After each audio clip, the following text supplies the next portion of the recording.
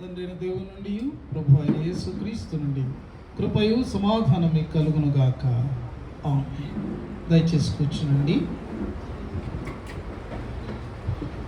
ప్రభు నందు ప్రియమైన దేవుని సంఘమా, ఈ ఉదయ ఆరాధనలో చేరినటువంటి మీ అందరికీ కూడా మన ప్రియ ప్రభు అయినటువంటి యేసుక్రీస్తు వారి నామంలో నేను శుభములు తెలియచేస్తున్నాను. త్రియేక దేవుడు మనల్ని ప్రేమించి మనకు ఇంత మంచి సమయాన్ని అనుగ్రహించారు. మరి ఈ యొక్క మండల కాలంలో ఇది 5వ ఆదివారం లెంటులో. ఈ ఆదివారానికి ప్యాషన్ సండే, శ్రమ ఆదివారం అని కూడా దీనికి పేరుంది. మరి యేసు ప్రభు ఆయన శిలువ శ్రమకు చాలా సమీపముగా ఆయన ఉన్నటువంటి కాలానికి మనము చేరుకున్నాము. కాబట్టి మరి ఈ యొక్క మండల కాలంలో మనము కొనసాగుతూ ఉండగా క్రమక్రమంగా మనము శిలువను సమీపిస్తూ ఉన్నాము. మండల కాలం మీద బయట చాలా విమర్శలు ఉన్నాయి. మరి మంచి దైవజనులు అని గుర్తించబడినటువంటి వారు కూడా ఈ లెంటు కాలాన్ని ఒక ఆచారం, ఈ కాలంలో ఉపవాసం ఉండాలా, లేకపోతే ఇంకా ఈ 40 దినాలు మాత్రమే ధ్యానించుకుంటే సరిపోతుందా అని ప్రశ్నిస్తూ ప్రతి లెంటు సీజన్ వచ్చినప్పుడు కూడా ఇలాంటి విమర్శలకు ఎవరైతే లెంటును పాటిస్తున్నారో వారు గురయ్యేటటువంటి పరిస్థితులు ఉన్నాయి. మీరు గమనిస్తున్నారో లేదో అలా ఉంటాయి. అంటే మనం కాస్త సోషల్ మీడియాలో చూసినప్పుడు, కొంతమంది బోధలు విన్నప్పుడు మనకు అలా కనిపిస్తాయి. నేను ఆలోచిస్తుంటే నాకేమనిపించింది అంటే, క్రైస్తవ జీవితం సిలువ మోసేటటువంటి జీవితం. We carry the cross. యేసు ప్రభు వారు అన్నారు, ప్రతిరోజు మీ సిలువ మోయాలి అని అన్నారు. ఒక నిజమైన క్రైస్తవుని యొక్క జీవితం ప్రతిరోజు సిలువ మోసే జీవితమే. ఎందుకంటే పాపంలోనికి లాగివేసేటటువంటి శోధనలు ఎదురవుతాయి. లేకపోతే విశ్వాసాన్ని కలిగి ఉండడం బట్టి అపహాస్యానికి, వేళాకోళానికి గురయ్యే పరిస్థితులు ఉంటాయి. కొన్నిసార్లు అలాంటి విశ్వాస జీవితంలో, క్రైస్తవ జీవితంలో ఉన్నందువల్ల చాలా వ్యతిరేకత, శ్రమ అనేటటువంటివి ఎదురవుతాయి. మనము సేవకులమైన లేకపోతే సామాన్యమైనటువంటి విశ్వాసులుగా మన యొక్క డిపార్ట్మెంట్స్లో, మన ఉద్యోగాల్లో మనం పనిచేసుకుంటున్నా, మన స్కూల్స్లో మనము విద్యార్థులుగా ఉన్న టీచర్స్ ఎక్కడ ఉన్నప్పటికీ కూడా దిస్ ఈజ్ వెరీ కామన్. ఇలాంటి రోజు ఎదురవుతుంది. వాటన్నిటినీ కూడా మనం ఎదిరించి మన క్రైస్తవ జీవితాన్ని, విశ్వాసాన్ని మనం కాపాడుకోవడం, మన నీతిని మనం కాపాడుకోవడం, ఇదే సిలువ మోసే జీవితం అంటే. అయితే ఇలాగున మనము సంవత్సరం అంతా కూడా సిలువను మనం మోస్తూ కరెక్ట్గా ఈ సీజన్ వచ్చేటప్పటికి మనము యేసుక్రీస్తు ప్రభు యొక్క సిలువ మీద ప్రత్యేకంగా మన ధ్యానం ఉంచడం వల్ల ఆ తరువాత కాలం అంతా మరలా సిలువను మోయడానికి మనకు ఒక ప్రేరణ కలుగుతుంది.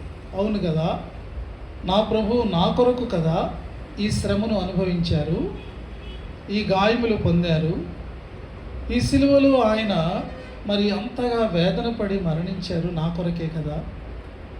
ఇదిగో ఆయన మహిమను విడిచి ఈ లోకంలో శరీరాన్ని ధరించి అంత శ్రమను ఆయన ఎందుకొరకు అనుభవించారు? నాకు నిత్యరాజ్యాన్ని ఇవ్వాలని కదా, నన్ను అంతగా ప్రేమించారు కదా అని మరలా ఆ యొక్క సిలువ మీద మన కాన్సన్ట్రేషన్ పెట్టినప్పుడు మనకు మరలా ప్రభు కొరకు జీవించాలి అనేటటువంటి ఒక నూతనమైనటువంటి మరి ఉత్తేజం మనకు కలుగుతుంది అన్నమాట. So we carry our cross every day, not only this 40 days, no. నిజ క్రైస్తవుడి జీవితంలో ఉండదు. కానీ ఈ యొక్క పీరియడ్ మరలా నువ్వు ఆ సిలువను మోసే జీవితంలో నువ్వు ఇంతవరకు అలసిపోయి ఉన్నావు, లేకపోతే అనేకమైనటువంటి ఒక రకమైనటువంటి విసుగుదలకు గురయ్యే పరిస్థితులు ఉన్నాయి, అలసిపోయావు, లేకపోతే ఇంకా మరి కృంగిపోయావు అనేకమైన పరిస్థితులు బట్టి. కానీ మరలా ఇక్కడికి వచ్చేటప్పటికి లేదు నేను నా ప్రభు కొరకు జీవించాల్సిందే అని మరలా మనము ఒక కమిట్మెంట్ చేసుకోవడానికి 40 days దేవుడు మనకి ఇచ్చాడు. అలా ఎందుకు మనం తీసుకోకూడదు? అలా ఎందుకు మనం ఆలోచించకూడదు? ఈ 40 దినాలైనా వీళ్ళు ఇలా ఉండేది అని వేరే వాళ్ళు విమర్శిస్తే విమర్శించనివ్వండి. మన భక్తిని మనం డెవలప్ మరి అభివృద్ధి చేసుకోవడానికి, మన విశ్వాసాన్ని మనం అభివృద్ధి చేసుకోవడానికి, సిలువ మోసే జీవితాన్ని మరలా అంకితం చేసుకోవడానికి ఈ కాలాన్ని మనం ఉపయోగించుకుంటున్నాం. అలా ఎందుకు మనం ఆలోచించకూడదు? కాబట్టి ప్రతి దానిని కూడా మనము మన యొక్క ఆత్మ యొక్క ప్రయోజనం కొరకు మనం ఉపయోగించుకుంటున్నప్పుడు అది సదాచారం అవుతుంది. అలా లేకుండా 40 రోజులు లేవు, ఏమీ లేవు, ఎప్పుడు జీవితం ఒకేలా ఉంటుంది. దానివల్ల ఏం ప్రయోజనం ఉంది చెప్పండి కదా? ఈ మండల కాలంలో ప్రభుని యొక్క శిలువ ప్రేమను విన్నటువంటి అనేక మంది అన్యులు సహితం వారు ఈ కాలాన్ని బట్టి యేసుక్రీస్తును రక్షకునిగా అంగీకరించినటువంటి అద్భుతమైన సాక్ష్యాలు మనకున్నాయి. కానీ మనం జ్ఞాపకం చేసుకోవాలి, everyday I'm bearing my cross, I'm carrying the cross.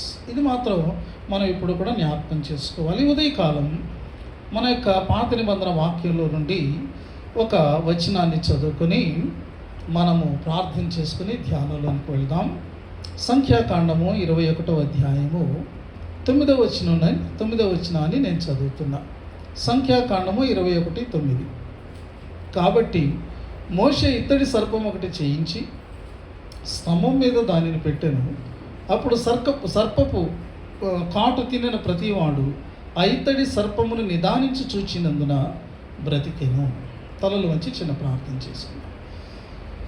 ప్రేమ నమ్మకం కలిగిన మా ప్రియ పరలోకపు తండ్రి, మరొక ఆదివారం మీ పరిశుద్ధ మందిరంలో మీ బిడ్డలుగా తండ్రి మేము చేరి ఉన్నాము.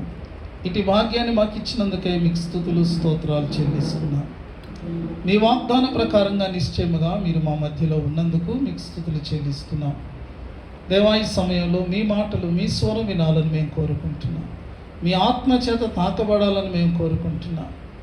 దేవా, ఇదిగో ఆచారబద్ధంగా నామకార్థంగా ఏదో పాటలు పాడామా, ఆరాధన చేసామా, వాక్యాన్ని విన్నామా, చందా వేసామా, వెళ్ళామా అనే రీతిగా టాబర్నకల్ లూథరన్ చర్చ్ ఉండకూడదు నాయన. మీ సహవాసాన్ని పొంది, మీ స్పర్శను పొంది దీవించబడిన స్థితిలో ప్రతి ఆరాధనలో నుండి నాయన మీ బిడ్డను వెళ్ళాలి.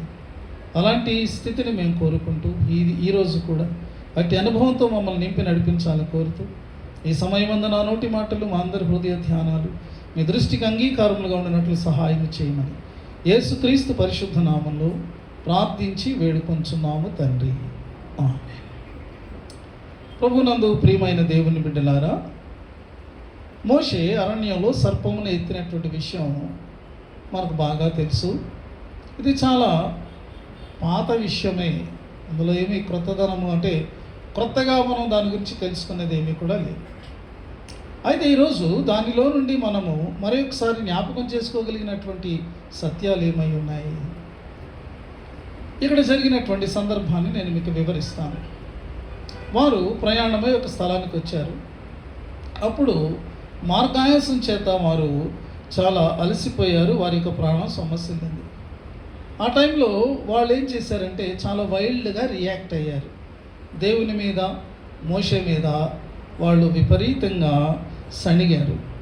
ఆ సణుగుడులో విరోధంగా మాట్లాడినటువంటి ఆ మాటల్లో చంపడానికి మమ్మల్ని అరణ్యంలోకి తెచ్చారా అని అన్నారు. ఎంత ఘోరమైనటువంటి మాట! మరి మాకు ఏదో పెడుతున్నారు, దానికి చవి లేదు, సారం లేదు, ఏమి టేస్ట్ లేదు. ఇలాగ మమ్మల్ని ఈ అరణ్యంలో తిప్పుతూ రుచి లేని ఆహారం పెడుతూ మమ్మల్ని చంపడానికి తెచ్చినట్టుంది అని చాలా కఠినంగా ఘోరంగా మాట్లాడారు. ఇందులో పాపకరమైనటువంటి సర్పాలు సడన్గా వచ్చినాయి. అవి కాటు వేయడం మొదలుపెట్టినాయి. ఆ కాటుకు గురైనటువంటి వారు చనిపోవడం మొదలెట్టారు. అప్పుడు ప్రజలకి మళ్ళా బుద్ధి వచ్చి మోషే దగ్గరికి వచ్చి, అయ్యా మేము పాపం చేసాం మా మాటల వల్ల, దేవుణ్ణి వేడుకో అని అన్నారు. మోషే దేవుణ్ణి వేడుకున్నాడు. దేవుడు చెప్పారు, ఒక స్తంభం మీద ఇత్తడి సర్పాన్ని ఒకదాన్ని చేయించి నువ్వు ప్రజలందరూ చూసేటట్టు హైట్లో పెట్టు.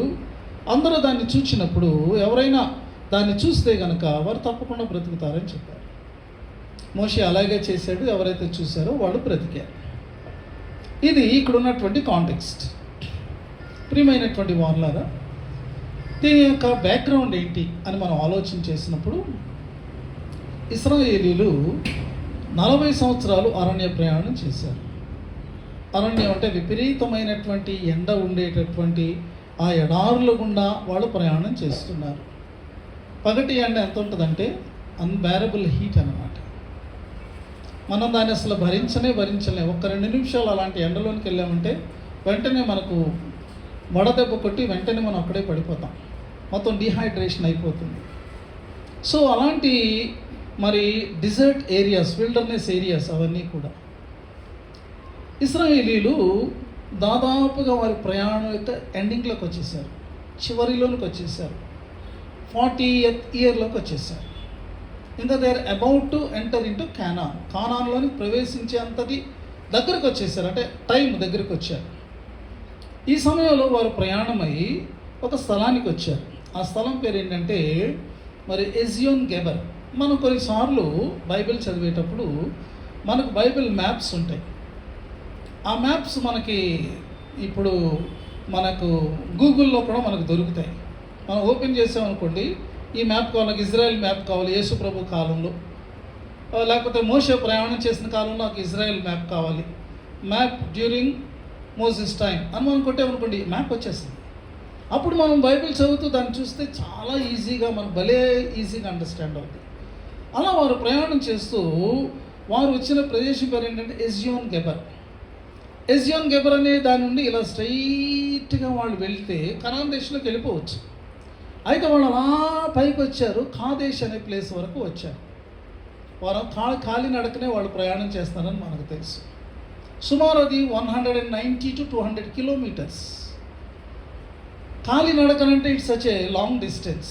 ఇన్ని లక్షల మంది వాళ్ళలాగా ఆ ఎండలో, ఆ అరణ్యంలో, ఆ ఎడారిలో ప్రయాణం చేసి వెళ్ళమంటే అది ప్రయాసతో కూడినటువంటిది. కాదేశ్ అనే ప్లేస్కి వెళ్ళారు. వెళ్ళిన తర్వాత ఒకవేళ వాళ్ళు ఇంకా పైకి వెళ్ళి కనాన్లోకి వెళ్ళాలనుకున్నారేమో, కానీ కనాను అనేటటువంటి దేశం యొక్క దక్షిణ భాగాన కనాను రాజు ఇశ్రాయేలీలు రాబోతున్నారని తెలుసుకొని మరి వాళ్ళని ఎంటర్ అవ్వనివ్వకుండా ఉండడం కోసం అతడు ప్రయత్నం చేశాడు. అతడు ఏం చేశాడంటే సైన్యాన్ని తీసుకుని వెళ్ళి వాళ్ళ మీద యుద్ధం చేయడానికి వెళ్ళాడు. సో ఈలోగా మోషే ఏం చేశాడు, వీళ్ళ కాదేశ్ అనే ఏరియాలో ఉన్నారు. కాదేశ్ అనే ఏరియాకి యువతల ప్రక్కన ఎదోము అనేటటువంటి దేశం ఉంది. ఎదోము యొక్క పెద్దల దగ్గరికి ఇక్కడ నుంచి కొంతమంది రిప్రజెంటేటివ్స్ని పంపించి ఏమన్నాడంటే, ఎదోమీయులు మాకు బ్రదర్స్ కాబట్టి మరి ఎదోమీయులు అంటే ఏశావు యొక్క సంతానము, ఇశ్రాయేలీలు ఎవరు, యాకోబు యొక్క సంతానము. ఏశావు యాకోబు అన్నదమ్ములే కదా. కాబట్టి ఈ ఎదోము ప్రాంతంలో ఉన్నటువంటి ఏశావు సంతతి వారి అధికారులకు రిప్రజెంటేషన్ పంపించి, కొంతమందిని ప్రతినిధులను పంపించి, అయ్యా నీ సహోదరుడైనటువంటి ఇశ్రాయేలు అంటే ఇశ్రాయేల్ జనాంగము, వారి యొక్క పరిస్థితులన్నీ మీకు తెలుసు కదా. వాళ్ళు ఎన్నెన్ని కష్టాలు పడ్డారు, ఐగుప్తులో ఎలాంటి ఇబ్బందులు పడ్డారు, ఒత్తిడికి గురయ్యారు. అయితే దేవుడు వారు మొరవిని ఆయన దయ చూపించి ఒక దూతను పంపి వారికి విడుదలనిచ్చాడు. ఇప్పుడు వారు బయలుదేరి దేవుడు అనుగ్రహించే కనాను దేశానికి వెళ్తున్నారు. అయితే మా రిక్వెస్ట్ ఏంటంటే, మేము మీ యొక్క దేశము గుండా, అది కొంచెం దగ్గర దారనమాట, మీ దేశము గుండా మేము ప్రయాణం చేయడానికి మీరు మాకు పర్మిషన్ ఇవ్వండి. మేము రాజమార్గంలోనే నడుస్తాము, మీకేమి నష్టం కలిగించు, మీకేమి భంగం కలిగించు, మా దారిన మేము వెళ్ళిపోతాం. ఒకవేళ మాకు ఏదైనా నీళ్లు కావాలనుకోండి, డబ్బులు ఇచ్చి మేము కొనుక్కుంటాం. మాకేదైనా ఆహారం కావాలనుకోండి, మేము డబ్బులు ఇచ్చి కొనుక్కుంటాం. కాబట్టి ప్లీజ్ మమ్మల్ని మీ యొక్క దేశం గుండా ప్రయాణమే వెళ్ళనివ్వండి అని అడిగారు. ఏదో మీరు ఒప్పుకోలేదు. వాళ్ళు ఏం చేశారంటే, వీళ్ళని అడ్డగించారు, యుద్ధం చేయడానికి సిద్ధపడ్డారు. ఈ మూమెంట్లో వీళ్ళు ఏం చేశారు, ఇశ్రాయేలు ఇంకా తప్పనిసరి పరిస్థితిలో మళ్ళా ఎక్కడైతే వారు ఎజియోన్ గెబెర్ అనే ప్లేస్ దగ్గర స్టార్ట్ అయ్యారో, ఆ కాదేశ్ నుంచి మరలా బయలుదేరి ఇలాగ సేమ్ రిటర్న్ రావాల్సి వచ్చింది. మళ్ళా 200 కిలోమీటర్స్ నియర్లీ వాళ్ళు ట్రావెల్ చేయాలి. ఇప్పుడు ఇలా కిందకు వచ్చిన తర్వాత ఈ పక్కన ఏదోము దేశం ఉంది. ఏదోము దేశం నుంచి ఇలా వెళ్ళడానికి లేకుండా కారణం ఏంటంటే ఈ దేశం అంతా ఇక్కడ ఉంది. కాబట్టి మరలా ఇలా కిందకు వచ్చి మరలా దీని పక్క నుంచి ఇలాగా ప్రయాణమై వెళ్ళారు. మనం అనుకోవచ్చు 200 more kilometers వాళ్ళు ప్రయాణం చేసి ఉండొచ్చు. కాబట్టి ఒకవేళ వాళ్ళ స్థానంలో మనం ఉన్నప్పటికీ కూడా ఏంటి తిప్పిన చోట తిప్పుతున్నాడు మోషే, మాకు విసుగొచ్చేస్తుంది, ప్రయాణం చేత మేము మాకు బడలిక వస్తుంది, అలసిపోతున్నాం, బలహీనమైపోతున్నాం అని అనుకోవడానికి అవకాశం ఉంది. సో వాళ్ళు కూడా అలా అనుకుని ఉండొచ్చు. ఎందుకంటే వాక్యంలో కూడా క్లియర్గా వ్రాయబడి ఉన్నది, వారి యొక్క మార్గాయసం చేత జనుల ప్రాణము సొమ్మసిల్లెను. సొమ్మసిల్లినప్పుడు, బలహీనపడినప్పుడు, అలసట కలిగినప్పుడు మనకి రియాక్షన్ ఎలా ఉంటుందో చాలా ప్రాముఖ్యమైనటువంటిది. ఆ యొక్క రియాక్షన్ బట్టి తర్వాత మనం పొందుకునేటటువంటి ప్రతిఫలం ఉంటుంది. ఎందుకంటే మనిషి కోపం వచ్చినా, విసుగు వచ్చినా, ఇరిటేషన్ వచ్చినా అన్కంట్రోలబుల్గా మారిపోతారు. ముఖ్యంగా వారి యొక్క నోరు అదుపు పోయేటటువంటి పరిస్థితి ఉంది. లేనిపోని నిందలు, లేనిపోని ఆరోపణలు, లేనిపోయినటువంటి ఇంకా అభాండాలన్నీ కూడా వేసేటటువంటి పరిస్థితి వస్తుంది. ప్రియమైనటువంటి వాళ్ళు, ఇశ్రాయేలీలు అలసిపోయారు. కానీ ఇప్పటికీ వారు ఈ 40 సంవత్సరాలు 39 సంవత్సరాలు వెనక్కి వాళ్ళు చూసుకుంటే దేవుడు వారితో ఎన్నో అద్భుతాలు చేశాడండి. ఈరోజు వరకు కూడా దేవుడు ఆయన మరి తేనె వంటి రుచినిచ్చేటటువంటి మన్నాను ఆయన కురిపిస్తూనే ఉన్నాడు. ఆ మన్నా కురవక ముందు మంచు పడుతుందన్నమాట. ఎందుకంటే మన్నా డైటీ అవ్వకూడదు, నేల మీద పడి. మంచు పడిన తర్వాత దాని మీద గింజల రూపంలో ఉన్నటువంటి మన్నా కురుస్తుంది. అది తినడానికి తేనెలా ఉంటుందన్నమాట. దానితో రొట్టెలు చేసుకోవచ్చు, డైరెక్ట్గా తినచ్చు, రకరకాలుగా వాళ్ళు వండుకోవచ్చు. సో నేటి వరకు కూడా ఏ పూట కూడా వాళ్ళు మాకు ఆహారం లేదే అని బాధపడడానికి వాళ్ళకి అవకాశం లేదు. ఆకలితో దేవుడు వారిని ఉంచలేదు. తరువాత మరి వారికి ఒకప్పుడు పూరేళ్ళు తినాలని అనిపించింది. కాబట్టి వాళ్ళు దేవుడిని అడిగితే దేవుడు వారికి సమృద్ధిగా ఆయన ఆ యొక్క పక్షులను అనుగ్రహిస్తే వారు వాటిని భుజించారు.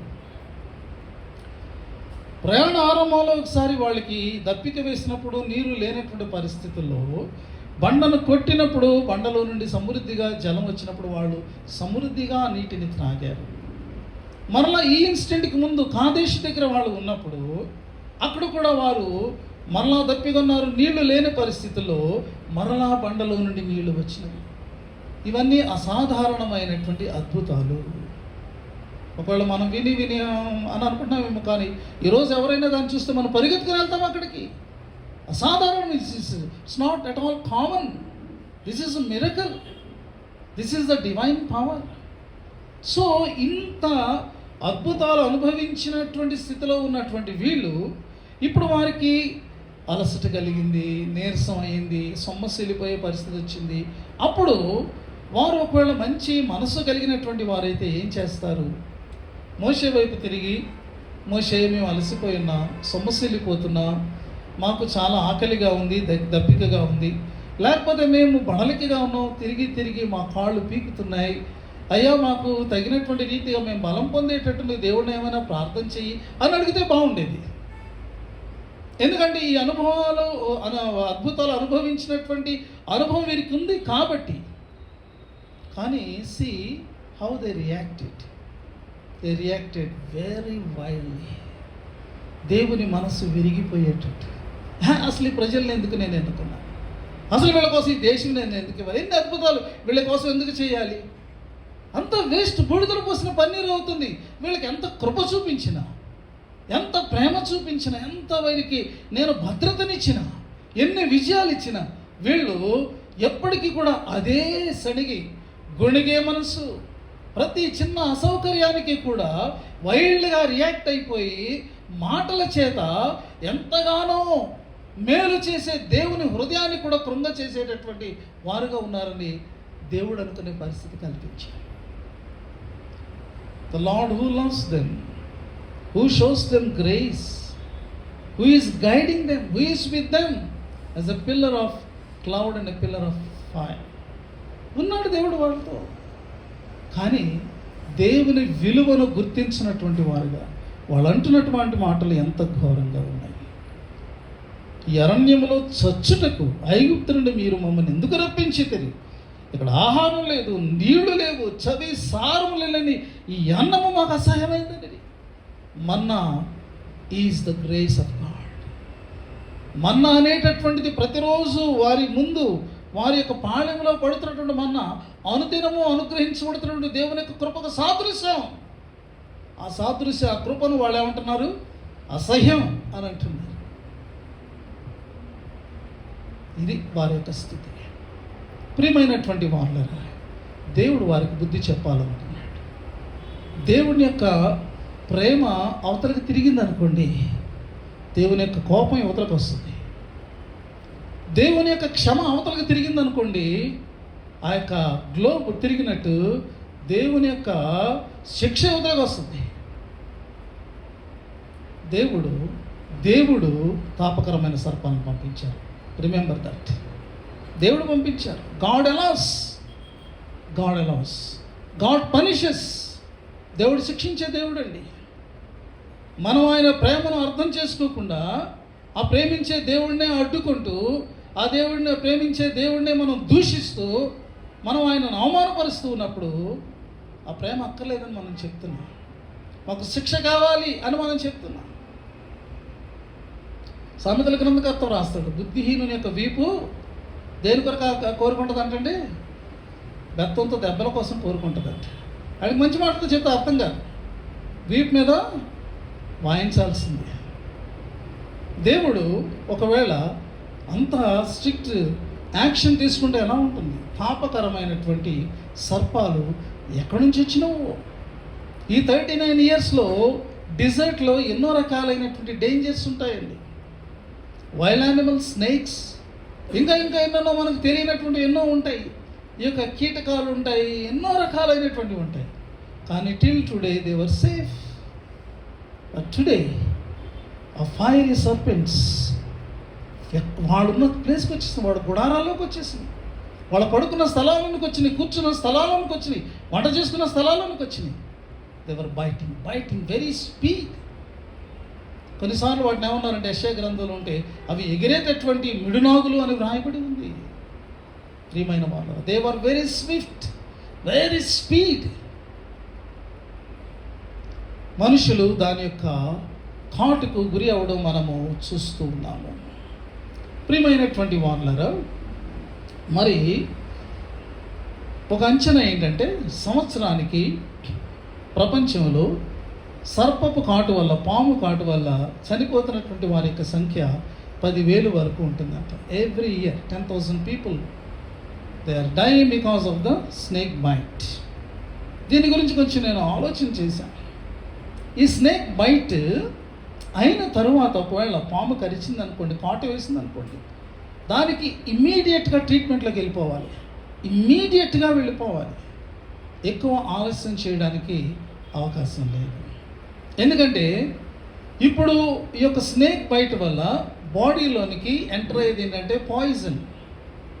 ఆ యొక్క పాయిజన్ చాలా చాలా చాలా మరి గరళం అని అంటారు చూసారా, అంత మరి అపాయకరమైనటువంటిది అన్నమాట. మనకు రకరకాలైనటువంటి పాములు ఉన్నాయి, దానికి ఆల్రెడీ విరుగుడు కనిపెట్టబడింది. రక్తపింజర, వైపర్ అనేటటువంటి పాము, ఆ యొక్క ఫ్యామిలీ యొక్క స్నేక్స్ని తెలుగులో రక్తపింజరం అని అంటారు. అది కుడితే రక్తం కక్కుకొని చచ్చిపోతారని అంటారు. దానికి ఒక రకమైనటువంటి మరి యాంటీ వీనమ్ని తయారు చేశారు మెడికల్ డిపార్ట్మెంట్ వారు. దాని పేరు హెమటో పాలీవాలెంట్ స్నేక్ యాంటీవెనిన్. పేరు ఊరికే నేను చెప్తున్నాను మీకు. అలాగే త్రాచుపాములు కానీ కట్ల పాములు కానీ అవి కరిస్తే వాటికి కూడా న్యూరో పాలీవాలెంట్ యాంటీవెనిన్ అనేటటువంటిది విరుగుడు కనిపెట్టారు. అంటే ఆ యొక్క మందు పడకపోతే వీడు చచ్చిపోతాడు, అది కూడా ఇమీడియట్గా పడవలసి ఉంది. ప్రియమైనటువంటి వాళ్ళరా, మరి ఇప్పుడు ఈ యొక్క సర్పెంట్స్ లేకపోతే ఈ యొక్క పాములు ఏమన్నారంటే తాపకరమైన సర్పములు. ఇంగ్లీష్లో ఫైరీ సర్పెంట్ అన్నాడు. ఎందుకు ఈ మాట ఎందుకు వచ్చింది? ఆ సర్పం కానీ కాటు వేస్తే ఒళ్ళంతా మంటలన్నమాట. అది దాని అర్థం. ఒళ్ళంతా భరించలేనటువంటి మంటలు.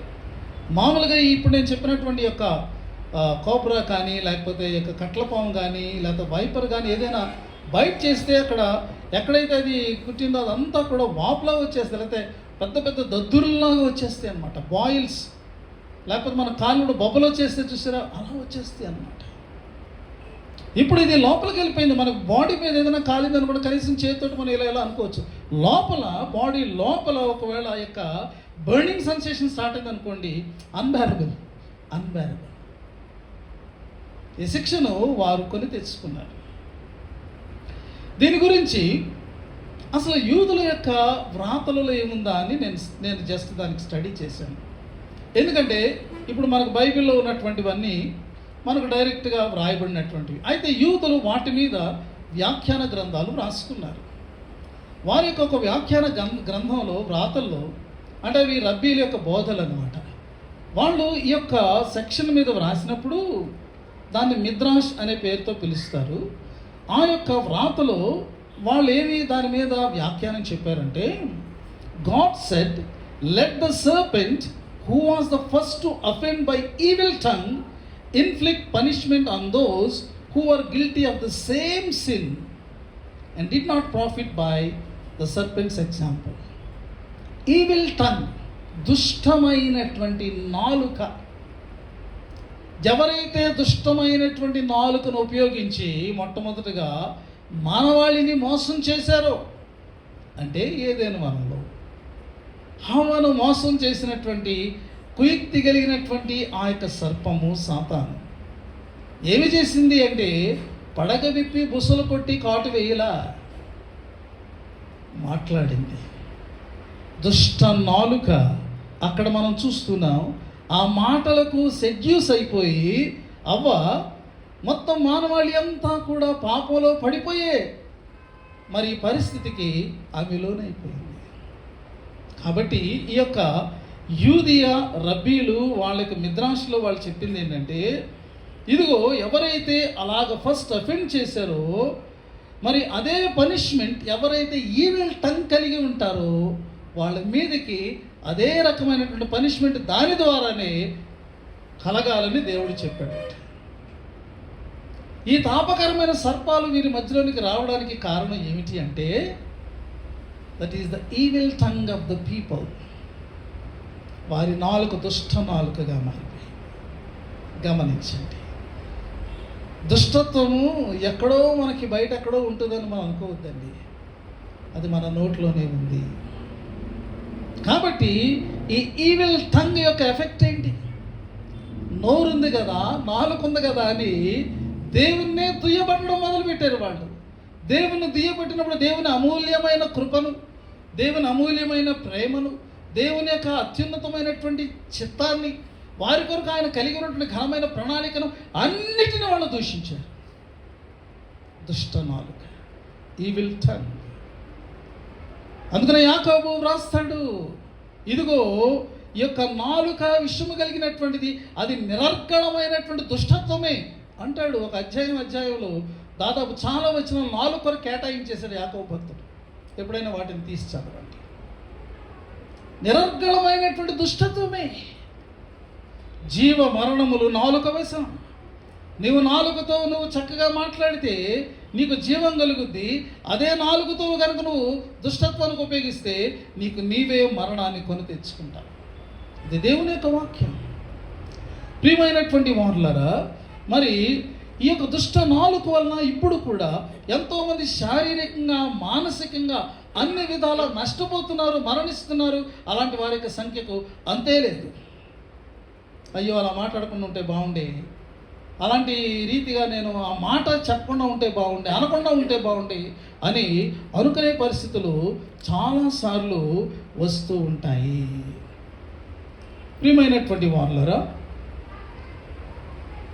మరి ఈ యొక్క బాధను వాళ్ళు తట్టుకోలేకపోతున్నారు. ఈవిల్ టంగ్ వాళ్ళని ఏం చేసిందంటే దేవుని ముందు అయోగ్యులుగా, అపాత్రులుగా చేసింది. వాళ్ళు అపవిత్రులు అయిపోయారు. వాళ్ళు మరి దేవుని యొక్క ఆజ్ఞను అతిక్రమించినటువంటి వారుగా అయిపోయారు. చాలా మీరు ఈ యొక్క వాక్యానికి, ఈ భాగానికి ముందు భాగంలో మనం చదివితేనండి భలే మనకు దేవుని యొక్క కార్యాలు అనిపిస్తాయి. నేను ఇందాక మీకు చెప్పాను, వీరు అలా ఉత్తరానికి ప్రయాణమై వెళ్ళినప్పుడు యాక్చువల్గా స్ట్రైట్గా కనాను దేశంలోకి వెళ్ళిపోవచ్చు. కానీ ఆ మధ్యలో ఒక కనాను రాజు ఉన్నాడు. ఆ రాజు వచ్చి సడన్గా వెళ్ళి అటాక్ చేసి చాలామంది ఇశ్రాయేలీట్స్ని క్యాప్చర్ చేసి తీసుకెళ్ళిపోయాడు. అప్పుడు ఇశ్రాయేలీలు ఏం చేశారంటే 21వ అధ్యాయంలో వాళ్ళు యెహోవాకు మొక్కుకొని, నీవు మా చేతికి జనమును బొత్తిగా అప్పగించినడలా మేము వారి పట్టణములను నీ పేరట నిర్మూలన చేసేదామని అన్నారు. They prayed unto the lord. దేవా, ఒకవేళ వాళ్ళు మా వాళ్ళు చాలామంది నీ యొక్క ప్రజలను చెరపట్టుకుని వెళ్ళిపోయారయ్యా, నీవు మాకు సహాయం చేస్తే మేము వాళ్ళని అట్టర్గా డిస్ట్రాయ్ చేస్తాం అని అన్నప్పుడు ఆ ప్రార్థన దేవునికి అంగీకృతమైంది. దేవుడు వారికి సహాయం చేస్తే వాళ్ళు వెళ్ళి ఇదిగో యొక్క మరి వారి యొక్క పట్టణాలన్నింటినీ డిస్ట్రాయ్ చేశారు. అంత మాత్రమే కాదు, వారు ఆ యొక్క స్థలానికి ఒక పేరు పెట్టారు, హోర్మా అని పేరు పెట్టారు. హోర్మా అంటే అర్థం ఏంటంటే నిర్మూలము అని అర్థం. జస్ట్ దీనికి ముందే అలాగ గొప్ప విజయాన్ని వారు దేవునికి ప్రార్థన చేసుకున్నందువల్ల పొందినటువంటి వీరు ఇక్కడికి వచ్చాక అలాంటి విజయాలు ఇచ్చేటటువంటి దేవునికే విరోధంగా మాట్లాడుతున్నారు. ఇక్కడ విజయాన్ని ఇచ్చాడు కదా, అంత గొప్ప విజయాన్ని ఇచ్చిన దేవుడు ఇక్కడ వీరికి అవసరమైనటువంటి ఈవులను ఇవ్వలేడా? ప్రియమైనటువంటి వాళ్ళ బర్నింగ్ సెన్సేషన్తో వాళ్ళు చనిపోతూ ఉన్నారు. అన్బేరబుల్ పెయిన్, కేకలు, బొబ్బలు, ఆ యొక్క బాధతో వారు వేస్తున్నటువంటి ఆ యొక్క భీకరమైనటువంటి శబ్దాలు. అప్పుడు వాళ్ళు మళ్ళా రియలైజ్ అయ్యారు. పరిగెత్తుకొని మోషే దగ్గరికి వచ్చి వాళ్ళు అంటున్నారు, మేము యెహోవాకును నీకును విరోధముగా మాట్లాడి పాపం చేశాము. యెహోవా మా మధ్య నుండి ఈ సర్పములను తొలగించినట్లు వేడుకో అయ్యా మోషే అని అన్నారు. ప్రియమైనటువంటి వాళ్ళారా, ఇప్పుడు మీకు తెలిసిందా? ఇంతవరకు నేను మిమ్మల్ని నడిపిస్తే మీరు నన్ను ఇంత దూషించి మీరు మాట్లాడతారా? నేను మిమ్మల్ని ఎందుకు రక్షించాలి? పోండి, అయిపోయింది, నా యొక్క శక్తి అయిపోయింది, నా సహనం అయిపోయింది అని దేవుడు అనలా. ఎవరైనా సరే, ఎప్పుడైనా సరే ప్రియమైనటువంటి వాళ్ళారా, పశ్చాత్తాప హృదయంతో వస్తే, వారు దేవుని సన్నిధానానికి తమను తాము తగ్గించుకుని వస్తే, దేవుని యొక్క శక్తిని ఎరిగి అయ్యా మేము పాపం చేశామని దేవుని సన్నిధానానికి వస్తే, దేవుని యొక్క హృదయం అలాగా మెల్ట్ అయిపోయింది. దేవుని హృదయాన్ని కరిగించగలిగినటువంటి శక్తి యథార్థమైనటువంటి మారు మనసుకు, పశ్చాత్తాపానికి మాత్రమే ఉంది. అక్కడ మనకు హోప్ ఉంది. మన దేవుని యందు, మన దేవుని యందు మనకు నిరీక్షణ ఎక్కడుందంటే, మనం ఎంత దూరంగా వెళ్ళిపోయినా, ఎంత మనం ఆయనకు విరోధంగా మనం చేసినా, ఎంతగా మనం ఆయన నామానికి అవమానం కలిగించినా, మరలా రియలైజ్ మనం వెనక్కి వచ్చామనుకోండి, దేవుని దగ్గర మనకు మరలా అవకాశం ఉంది. నా యొద్దకు వచ్చు అని నేను ఎంత మాత్రమును త్రోసివేయను అని అంటున్నారు. వెంటనే దేవుడు దానికి పరిష్కార మార్గాన్ని తెలియచేశారు. ఆ మార్గం ఏంటంటే, ఒక పోల్ మీద, ఒక ఎత్తైన స్తంభం మీద ఒక సర్పాన్ని, మరి ఆ యొక్క ఇత్తడి సర్పాన్ని అతడు నిలవబెట్టాలి. నిలవబెట్టినప్పుడు ఎవరైతే ఆ యొక్క స్తంభం మీద ఉన్నటువంటి ఇత్తడి సర్పాన్ని చూస్తారో వాళ్ళు బ్రతుకుతారు. Very simple, very simple. కానీ is it practical? Is it logical? నిజంగా జరుగుద్దా అలాగా? ఇది ఏమైనా సమంజసంగా ఉందా? అర్థవంతంగా ఉందా? ఏమండి, నా శరీరంలో విషం ఉందండి, ఈ శరీరంలో విషం దేన్నో చూస్తే ఎలా పోతుంది? ఏదో ఇంజెక్షన్ చేయాలి, దాని విరుగుడి నా యొక్క దేహంలో నీకు పంపించాలి. అలా జరగకపోతే ఎలాగ నాకు ఈ లోపలకి ప్రవేశించినటువంటి విషయం విరుగుడవుతుంది? ఇది మానవ ఆలోచన. కానీ very simple. God's word is just look at it and you will be healed, you will be cured, you will live. ఆ దేవుడు చెప్పారు, అంతే. దానికి చూపవలసింది ఏంటంటే వెరీ సింపుల్ ఒబీడియన్స్, సరళమైనటువంటి విధేయత చూపటం మాత్రమే.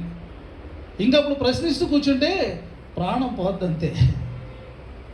అంత మాత్రమే కాదు, ఇక్కడ ప్రాణం పోతే ఆ యొక్క ఆత్మకు ఆ స్థాయి నరకంలో పడుతుంది కదండి. దేవునికి అవిధేయులైనటువంటి వారు ఇక్కడ చనిపోతారు. ఆధ్యాత్మికంగా కూడా వాడు చనిపోయి దేవుని యొక్క సన్నిధానానికి నిత్యము దూరం అయిపోతారు. మనము దీనిని గమనించాలి. చాలాసార్లు విశ్వాసం అనేటటువంటిది హేతువుకు సరిపోదు. మానవ భౌతికమైన దృష్టికి అది సరిపోదు.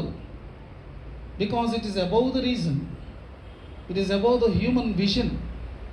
మానవ దృష్టికి మించినటువంటిది, హేతువుకు మించినటువంటిది విశ్వాసం. అది మనం తెలుసుకోవాలి. చాలామంది నువ్వు నిరూపించప్పుడు నేను నమ్ముతానంటారు. బైబిల్ అంటుంది, దేవుడు అంటాడు నువ్వు నమ్ము, అప్పుడు నువ్వు మహిమను చూస్తావు దేవుడు అంటాడు.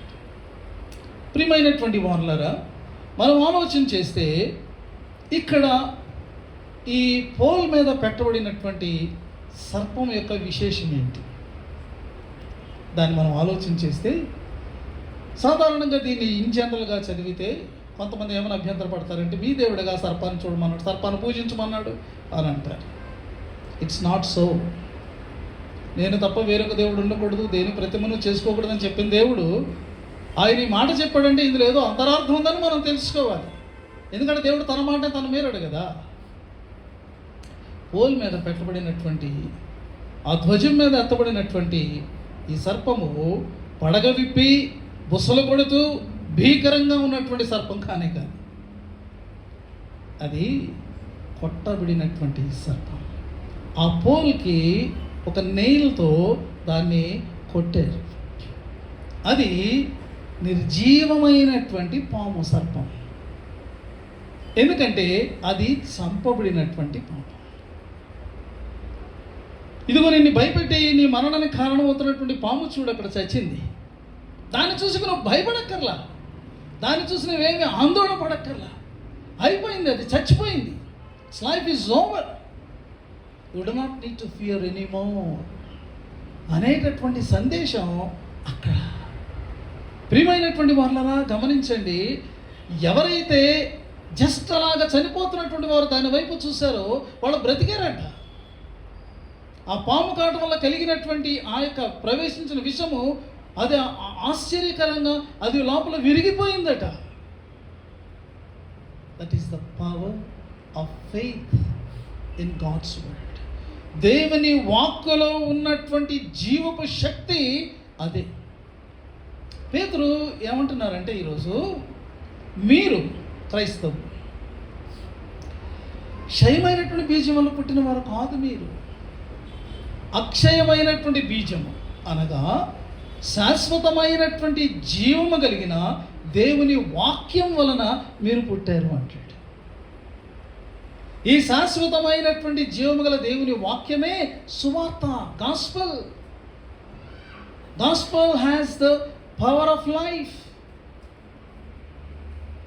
which can give eternal life. శాశ్వతమైన జీవమును ఇవ్వగలిగినటువంటి సువార్త, అది అక్షయమైనటువంటి బీజం. అది మీలో పడింది. మీరు దాన్ని విన్నప్పుడు దాన్ని మీరు రిసీవ్ చేసుకున్నారు. ఒక సాయిల్లోనికి ఏ రీతిగా ఆ యొక్క సాయిల్ సీడ్ రిసీవ్ చేసుకుంటుందో ఆ రీతిగా మీరు రిసీవ్ చేసుకున్నారు. ఈ సీడ్ బయటికి తప్పకుండా అది మొక్కలాగా మొలుస్తుంది. అలాంటిది మీలో పడి మొలిచింది అని అంటాడు. It's simple faith. విన్నారు, విశ్వసించారు, ఆ విశ్వాస ప్రకారంగా వాళ్ళు యాక్షన్ చేశారు. దాని ప్రకారంగా వారు దానికి లోబడినటువంటి వారుగా ఉన్నారు. వారు దేవుని యొక్క జీవాన్ని పొందారు. ప్రియమైనటువంటి వారులారా, ఈ యొక్క సత్యము అనేక వందల సంవత్సరాలు యూదులకు అర్థం కానటువంటి సత్యం.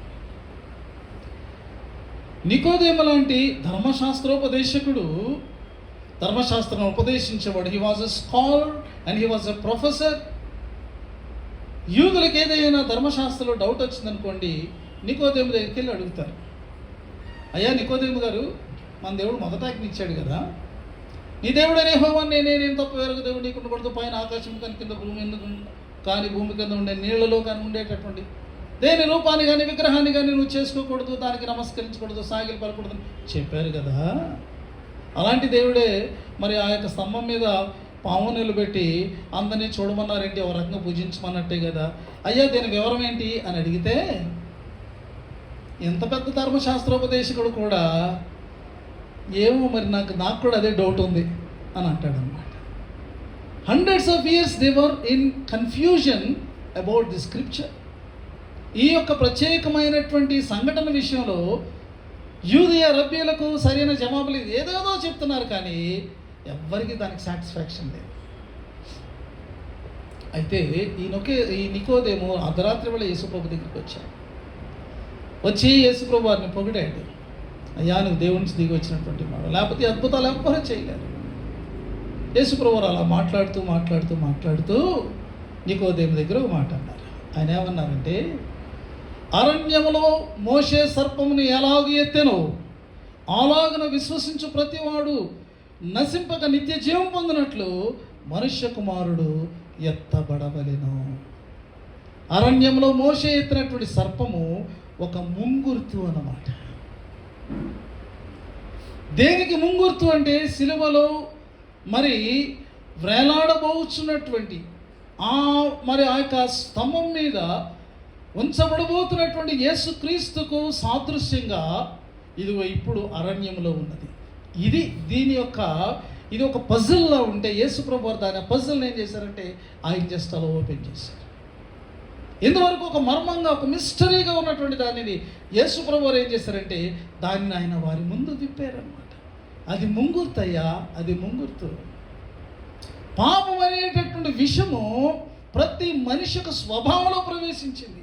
నాడు తాపకరమైనటువంటి సర్ప విషం అయితే వారి శరీరంలో మాత్రమే ప్రవేశించింది, కానీ పాపం అనే విషయం ప్రతి మనిషి యొక్క స్వభావంలోనికి ఎంటర్ అయిపోయింది. The very nature of man is sinful.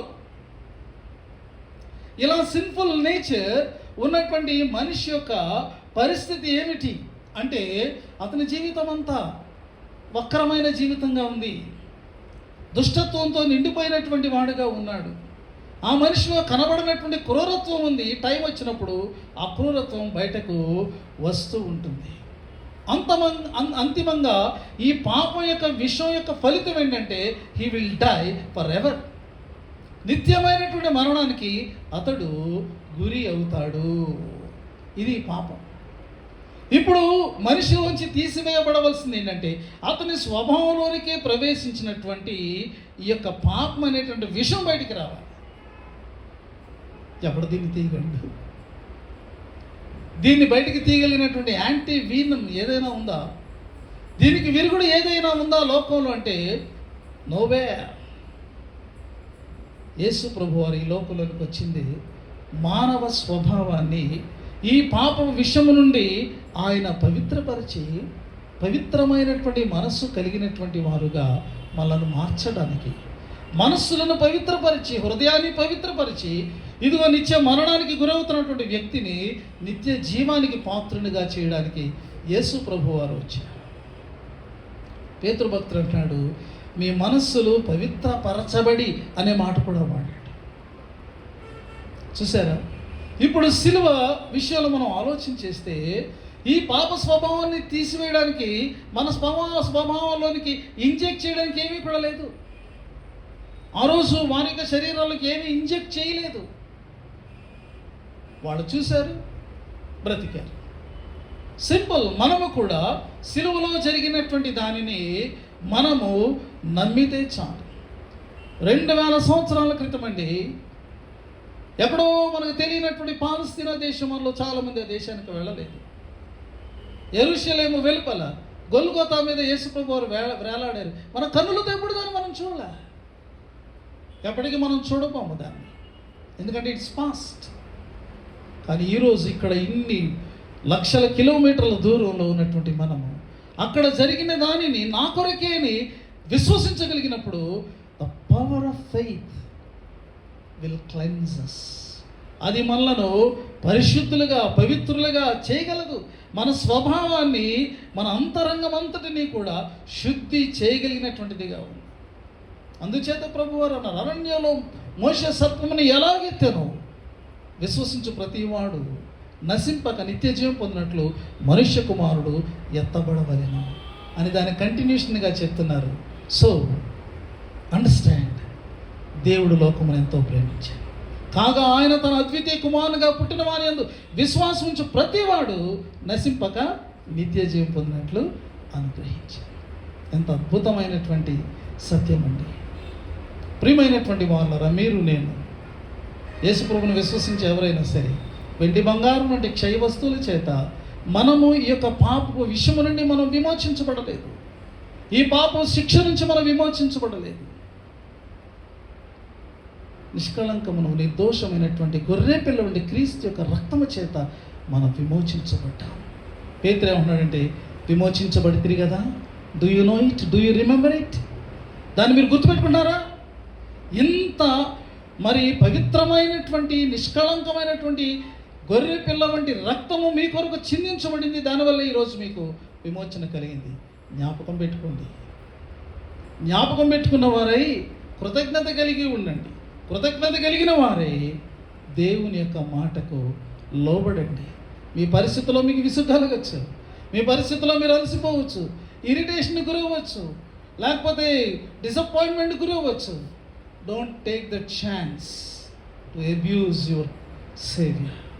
దానిని ఎవరిని కూడా, మన పొరుగు వారిని కానీ, దేవుణ్ణి కానీ, మన యొక్క మోసే వంటి నాయకుడిని కానీ దూషించేటటువంటి దానిగా మనం వాడుకుంటూ, ఆ టైంలో నాకేదో అలా అనిపించిందండి, నేను అలా చేశానని అంటే కాదు.